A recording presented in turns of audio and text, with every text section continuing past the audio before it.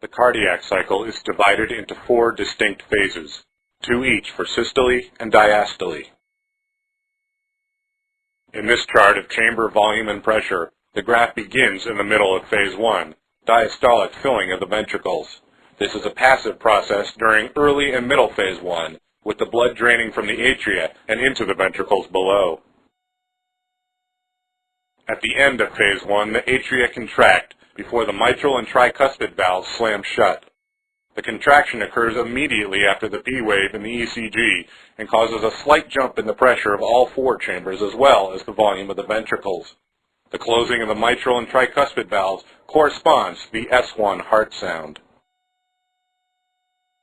Just as phase 1 ends, the ventricles depolarize, causing the QRS complex in the ECG.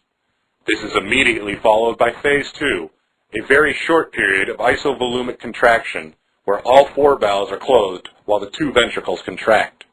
This rapidly increases the pressure inside the ventricles until they exceed the pressures of the aorta and pulmonary artery. Once the pressures in the ventricles have exceeded the aorta and pulmonary artery pressures, the aortic and pulmonary valves open and blood rushes out from the ventricles. This is phase 3, the ejection phase. Ventricular volume drops sharply in the beginning, but then the decrease slows and the ventricles repolarize, causing the T wave in the ECG. Fourth phase begins when the aortic and pulmonary valves close, causing the S2 heart sound. For a short period called isovolumic relaxation, all 4 valves are closed as the ventricles relax. As the pressure in the ventricles dips below the pressure in the atria, the mitral and tricuspid valves open once again.